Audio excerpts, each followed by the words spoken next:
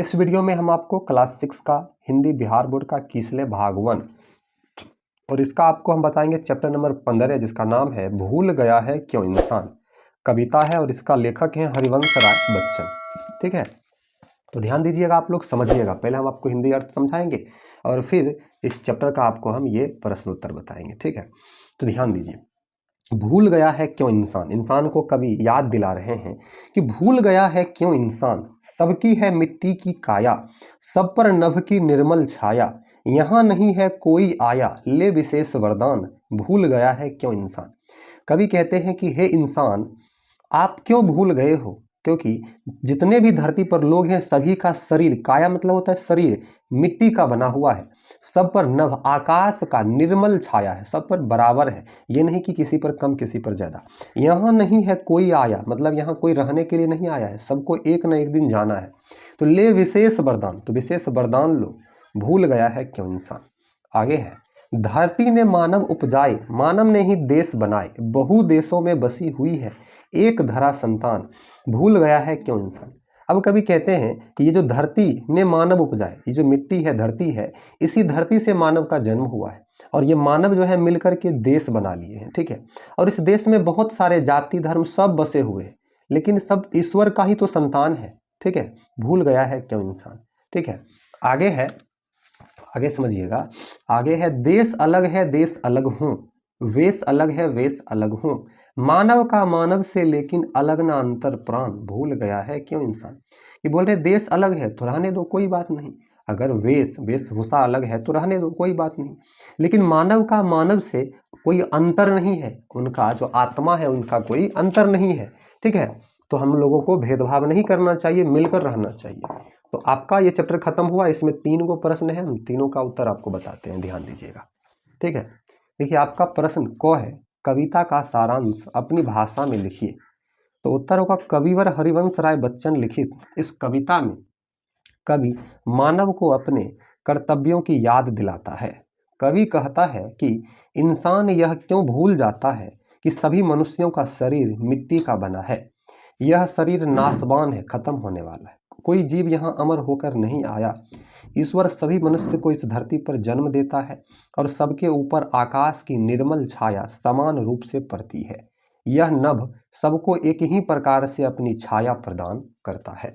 ठीक है, अभी सारांश ही है, ईश्वर ने मनुष्यों को जन्म दिया और मनुष्यों ने ईश्वर की दी हुई इस धरती को बांटकर अलग अलग देश बनाया। ध्यान से देखा जाए तो इन देशों में धरती की संतान का ही बसेरा है।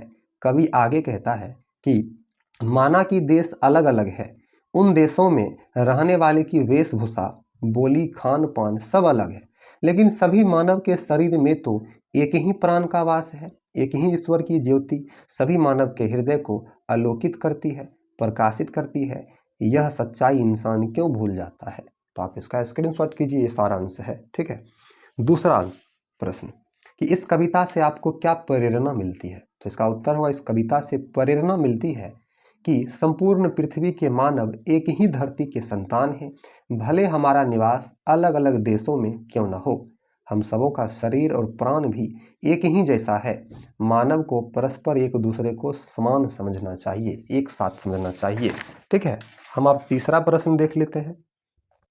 तो हमारा तीसरा प्रश्न आप लोग ध्यान से देखिए। ठीक है, तीसरा है, निम्नलिखित पंक्तियों का भाव सौंदर्य स्पष्ट कीजिए।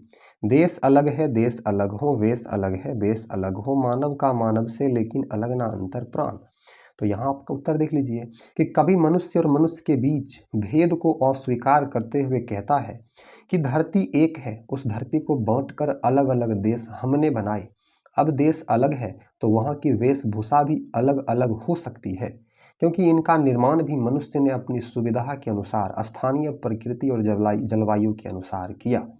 पर सभी मनुष्यों के अंतर में एक ही प्राणवायु का संचरण होता है, एक ही ज्योति सभी मनुष्य के शरीर को आलोकित करती है।